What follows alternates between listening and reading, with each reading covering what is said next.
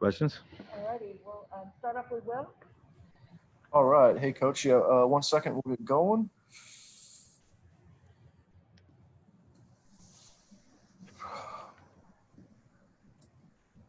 All right. Mike Trudell, please. Thank you. Hey, Frank, what did you notice after that first time out when Miami came out with a 23-10 lead? You came back without LeBron, and how that unit turned the game from that point? Yeah, they just played with great energy and confidence. We just, we got off to a little bit of a slow start with our pick and roll coverages to start the game. But our bench has been good for us all year. Kuz and Rondo came in, and Alex, and those guys brought great energy. Helps us get some stops, get out on the break some. Doe orchestrated a few buckets for us, and helped turn the game around. Frank, you've emphasized the defense all season long. Second and third quarters especially, what did you notice about the way that those units played? The effort. Our guys are just hustling their tails off, flying around on the defensive end, and then, playing effort offense as well. Really pushing the tempo on the break, attacking the paint, and crashing the boards. Just the pace of the game really picked up in those 2 quarters, and obviously they were the difference makers. Frank, knowing what you know about these guys, is there any chance that there could be any complacency that comes in because of a win like this? Do you have to guard against that, or do you not even need to worry about that with them? Well, we always guard against that, but in particular because of how much respect we have for this basketball team. Not just their starting group, but for their bench. The guys that came in towards the end there, really got them off to a great start to their season. When you look at Nunn and Olenek, Solomon Hill, was acquired later, but we have great respect for those guys, and we know that this is just one win. We're happy that we got one win, but obviously we got to keep our foot on the gas. Coach, Anthony Davis in his postgame said KCP saved us, and he was referring to the 2 threes he hit when you guys were down early that kind of seemed to get you going. I guess zooming out of that, how big has his shooting been in these playoffs? I think he's above 40%. Yeah, his it's been needed. It's been a great lift for us throughout this playoff run. But in particular, in that first quarter, we were struggling to score a little bit. We got some clean looks early, but didn't knock them down. But I think Kenny had 10 points in the quarter. And, when you're struggling to score, for a guy to step up and make some plays like that on the offensive end, just gave us a big lift. And, with the guys that came in and subbed in, helped turn that quarter around. But, Kenny's value is on the defensive end. The tone he sets with how hard he plays defensively really is infectious to our group, and I think that carried out probably most in particular to start the third quarter, but throughout the game as well. Allison? All right, we'll start with Dave McDonough. Frank, what's the key to sustaining a run? All teams go on runs, but to be able to extend it out, I think it was 75-30, the run you guys went on. Is it keeping the guys' energy up in timeouts? What allows you to make it be that long? Our guys are just motivated, during that stretch. And, obviously we didn't sustain it, into the fourth quarter. But, it's tough to do, especially in the playoffs against good teams. And, I think the key is keeping fresh bodies in, understanding the threats that are coming at us. And that every time you go on a run like that, the other team's coach is going to change the game, So, the next 10-point run has got to be different than the first 10-point run. They're going to put different guys in there.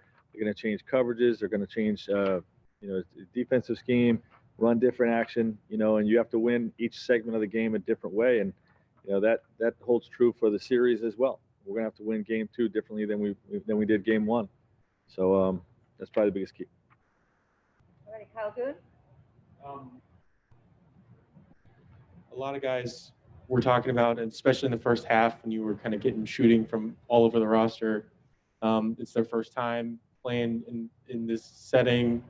Well, not this setting, but in the finals. I know you were talking about guys sort of being champions before they're champions, but is there a part of you as a coach that's just sort of waiting to see, like, when they get in that situation, how they're going to react, and what you make of how those guys reacted.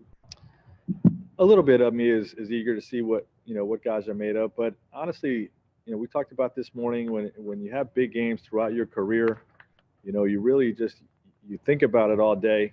But once the ball's thrown up and you get between those lines, you're just playing basketball, and this is our 27th game in the bubble. Played 3 exhibition games, 8 seeding games, 15 playoff games. So this is the 27th time we went through our process. Film in the morning, walk through a couple actions. Some guys get shots, some guys go back to the room, go through the process of the pregame stuff.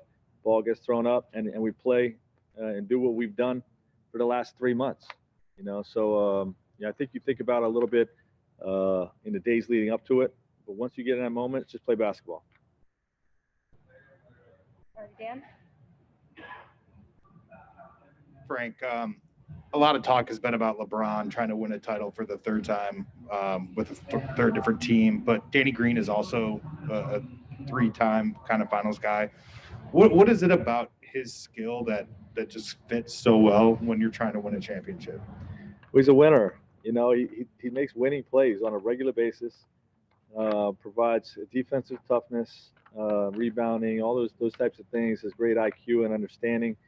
And, he's either going to blast you from the 3-point line or carry the threat to blast you from the 3-point line. And that just helps your offense, So, it's no surprise Danny's, had so much team success throughout his career. He's just a winning player. Next over here. All right, Jeff?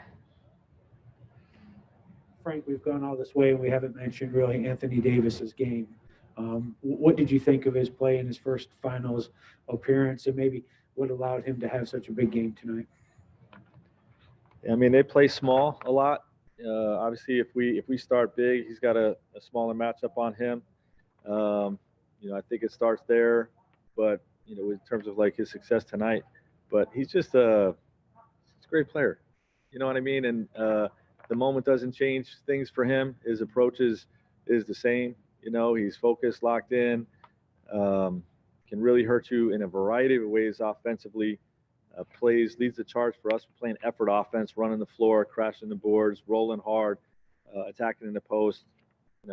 His ability to shoot the ball from the perimeter, the way that's grown throughout our season, has been invaluable to us. And, he's a jack of all trades on the defensive end. So, I mean, he really just impacts both sides of the ball. And obviously, the bigger the moment, he's just raising his play.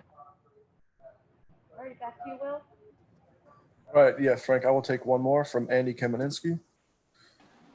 Hey, Frank, before the game, you kept it close to the vest in terms of the starting center. What ultimately led to the decision with Dwight and the thought process behind it?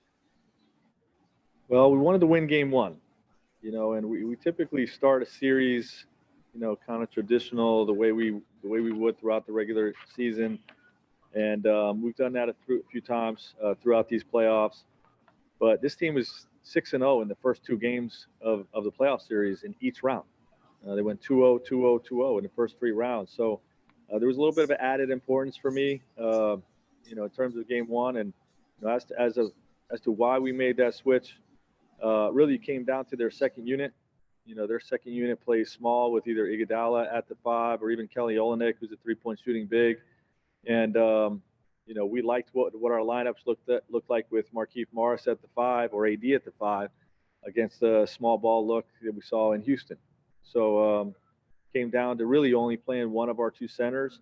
Dwight had a great finish to the Denver series. Is a physical, imposing presence on one of their best players in Bam Adebayo. And so we decided to go with Dwight in that role. All right, great. Thanks, Frank. Okay.